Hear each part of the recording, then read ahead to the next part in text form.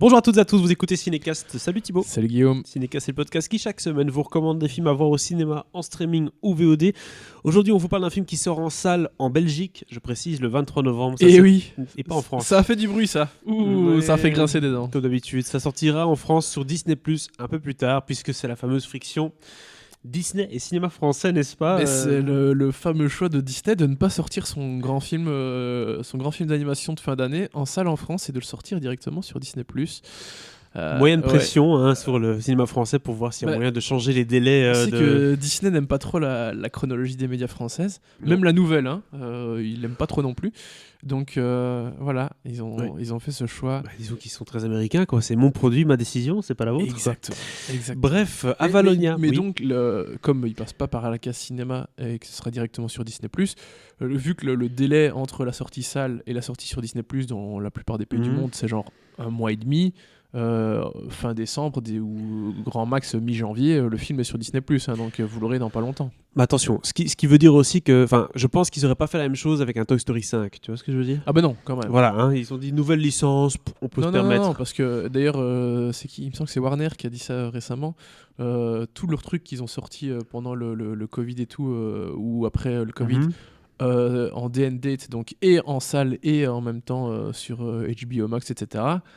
Ça n'a pas cartonné en streaming. Donc en gros, hop, retour au cinéma. Bah oui. Pour Warner, retour, ils sont jamais vraiment partis, mais clairement, la salle, c'est ce qui rapporte le plus. Ils vont donner au moins quelques semaines. Mais pour la France, pour Disney, en fait, ça a l'air d'être un grand territoire, mais c'est insignifiant. Ça leur rapporte des clopinettes. Donc, la Chine ou quoi, voilà. À côté, c'est beaucoup plus intéressant. Ouais. Alors, Avalonia, l'étrange voyage, Thibault l'a dit, c'est le nouveau film d'animation Disney réalisé par Don Hall et Qui Nguyen, qui sont les deux hommes derrière Raya et le dernier dragon. C'était le film assez récent, ça datait à quoi, 2 ans, un truc comme ça. Ouais, début 2020, je pense. T'avais bien aimé, je pense, si je me rappelle bien de cette J'avais plutôt bien aimé, mais je m'en souviens absolument pas. Tu te rappelles plus. C'est un film ici du coup d'aventure familiale. Bien évidemment, ça parle des Clade, d'une famille d'explorateurs légendaires qui vont découvrir un monde inexploré avec forcément du danger et des créatures fantastiques. Ils vont être aidés dans leur quête par un blob espiègle, tu vas me dire ce que c'est, et un chien à 3 pattes. Hélas, forcément, il va y avoir des querelles entre les différents membres qui vont menacer de faire échouer cette belle mission. Je propose qu'on démarre par un petit extrait de la bande-annonce avec les voix françaises.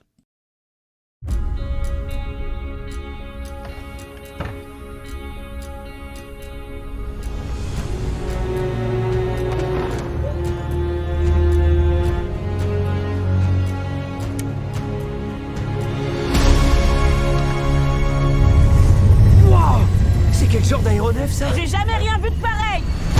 Petit Clade! Qu'est-ce que la présidente fait dans notre jardin? Notre monde tout entier est en danger. Il faut absolument que tu m'accompagnes en expédition. Je ne suis pas mon père. C'était lui l'explorateur. Je sais que tu étais jeune quand il a été porté disparu. Mais aujourd'hui, tu es notre seul espoir. Monsieur Clade, je suis un gros fan. Oh, merci. De votre père. Vous me feriez un autographe en imitant sa signature? Quoi? Voilà, on va s'arrêter là, Thibaut. D'accord. On pourrait regarder tout le film comme ça, genre oui. Mais non, on va en parler quand même un petit peu de ce film. Toi, t'aimes bien les films d'animation, c'est un peu ta deuxième passion.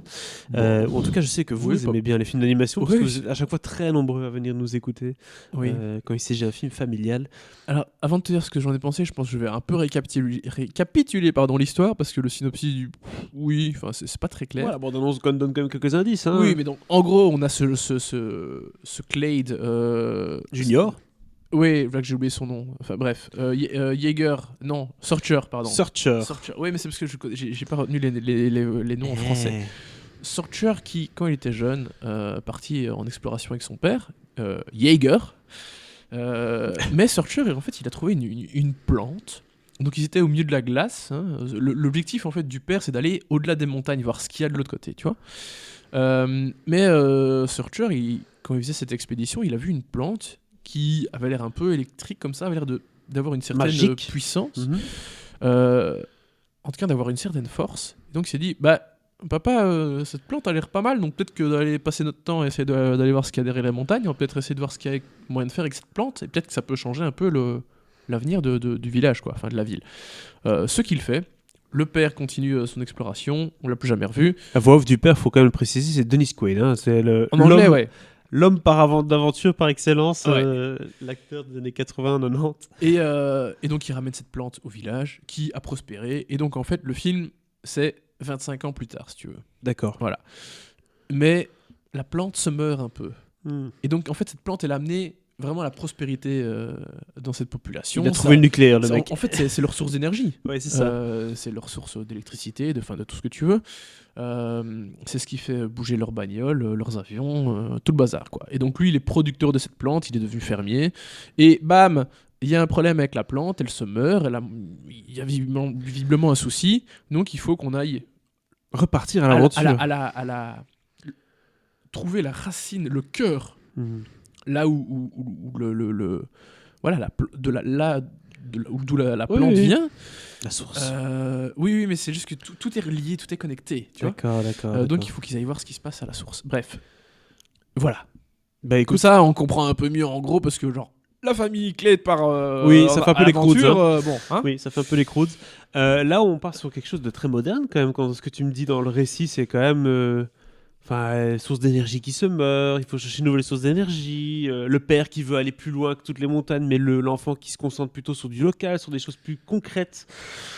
Ah, tiens, c'est pas impossible. C'est des gros parallèles avec Eh notre société oui. actuelle, tout ça. Ben oui, l'écologie évidemment. Les écosystèmes, Sujet, l'harmonie. sujet numéro 1 du film, avec oui, effectivement les écosystèmes, le fait de vivre en harmonie avec son environnement, ou avec ses environnements, parce qu'il y a plusieurs types d'environnements différents dans le film, c'est effectivement un peu le message, le sujet principal du film, très clairement, à bien des égards, et je ne rentre pas dans les détails parce que c'est encore plus flagrant quand vous aurez vu le film. Mais il n'y a pas que ça, il y a aussi un côté très inclusif dans le film parce que le fils de Searcher, donc parce que je dis, voilà, le film se déroule 25 ans plus tard, Oui. lui il avait déjà une dizaine d'années, donc là il doit avoir 35 ans, même s'il il a l'air d'en avoir 50. Il a lui-même un fils qui s'appelle, je ne sais déjà plus comment. Ethan, ça- peut-être.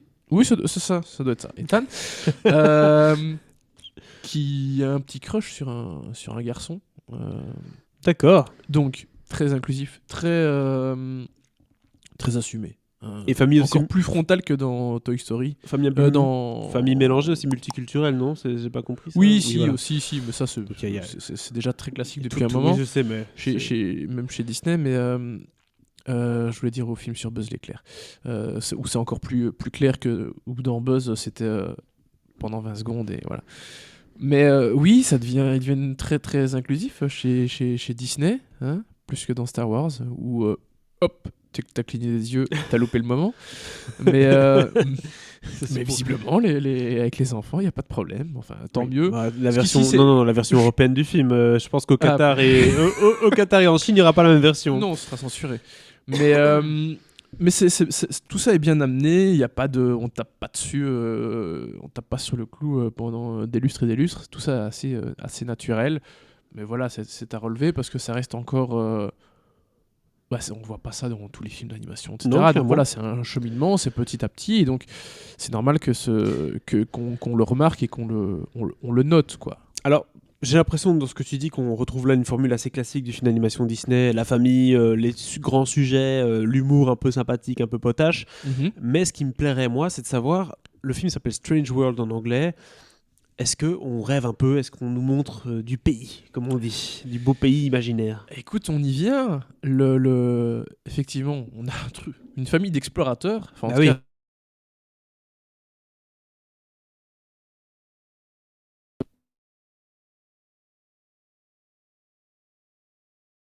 ou a-t-il Ah juste oui, disparu? j'avais complètement oublié qu'il y avait cette Bah question-là. oui, il y a cette question-là. Où est Denis? Ouais, Denis. Denis est là. Denis va peut-être retrouver sa famille.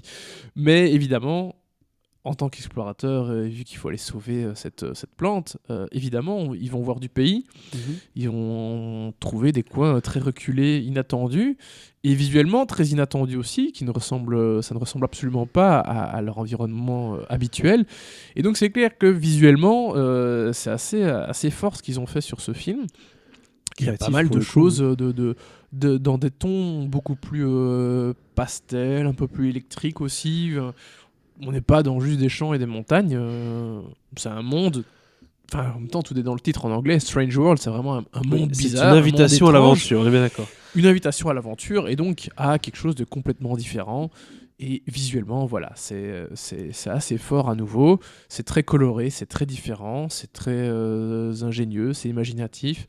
Il y a plein de choses très sympas que les personnages vont traverser. Et donc, ça se suit avec pas mal de plaisir, tout cela. Écoute, en tout cas, ça me donne très envie. Je sais pas si tu avais d'autres choses à dire, peut-être la musique ou quoi, si ça t'a plu. Souvent dans les films d'animation, ils aiment bien faire le taf sur la musique. Écoute, non, j'ai pas spécialement quelque chose à dire sur la musique, etc. Voilà, classique. Voilà, c'est peut-être un peu le petit bémol, c'est que ça reste très classique dans les grandes lignes. Film d'aventure, quoi. Mais oui, film d'aventure. Mais voilà, il y a les messages, etc. Et puis la petite touche de modernité qui fait bien le taf. Intergénérationnel, les enfants, les parents peuvent s'amuser devant ce film, Oui. passer un bon moment. Oui. C'est le principal quand on pense à un film Disney de fin d'année. Quelle est ta note, Thibaut ? Bon, 3 étoiles. 3 étoiles pour ce Avalonia, hein, c'est l'étrange voyage. Ça sort donc en Belgique le 23 novembre et sur Disney Plus en France. On ne sait pas quand, sans doute fin décembre, début janvier. Et en Belgique aussi, il sera le même moment. Hein. Oui, bien sûr, ils vont Parce se que caler. les films sortent assez vite sur Disney+, une fois leur passage en salle terminé.